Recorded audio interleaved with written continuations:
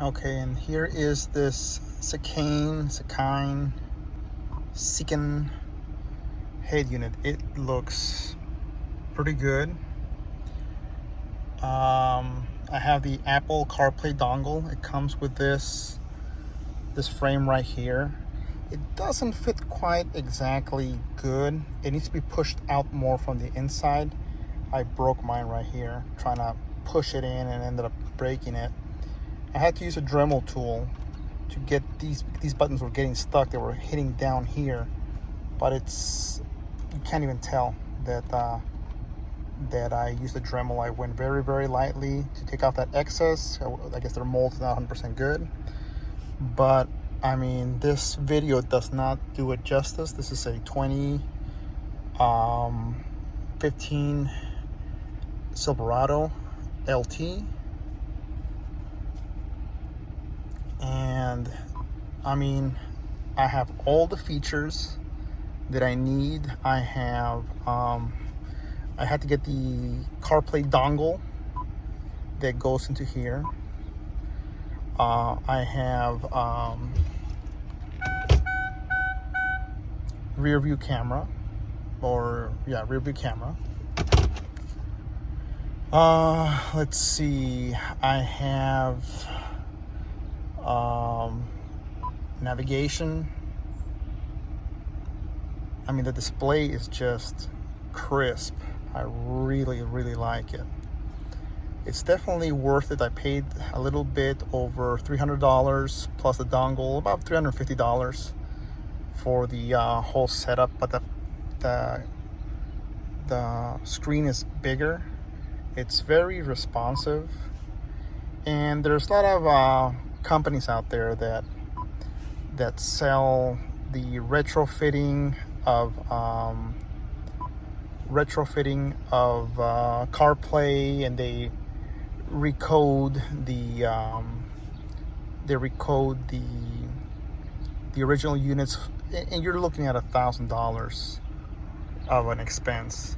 And to get CarPlay and a few little things here and there, it's not worth it. These guys believe they're ripping people off, for buying these used things on eBay, and then they redo them, or they whatchamacallit. I don't know, hooked up to my Wi-Fi, but they reprogram them, and you end up paying over $1,000 or close to $1,000 in some cases, which to me is not worth it. I mean, look at this thing. It's really responsive.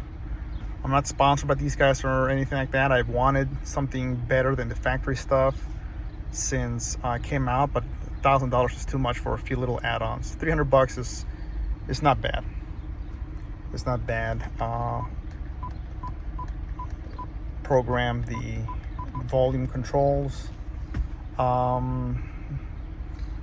You lose some of the functionality here for audio. See, it says audio off, which I don't care, as long as I can control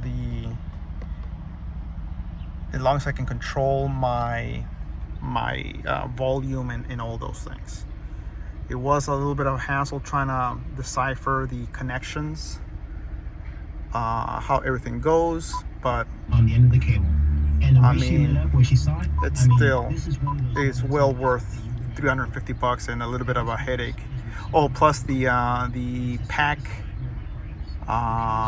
interface unit. That was another thing I had to figure out. I got it from eBay for like $60, I think.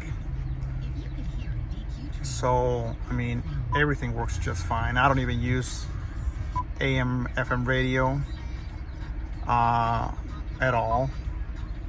So I really don't. I use Bluetooth. I use Pandora and stuff like that. The sound is like if you have a Bose system. It amplifies the original speakers to a good sound. I can't say nothing really bad about this thing, other than it took a little bit to get here, which is fine. If you look up this brand, Sakine, it dealing with them is a little frustrating because of the language barrier. But I mean, the overall product is well integrated. Looks somewhat factory, you know, other than these gaps right here that I will fix. I'm gonna get a new one with the heated seats, because that's the next thing I'm gonna put in my truck. But yeah, I mean, if you have the internet, you'll be able to hook all these things up. This thing has a whatchamacallit, a Google Play Store, so you can change the design. You can add a picture of your truck as a startup menu or background. It's just it's pretty much a tablet that that's mounted to your car. The microphone is right here where people can hear me a whole lot better. So overall, it's not a bad deal at all. Not a bad deal for 300, let's say $400. Not a bad deal.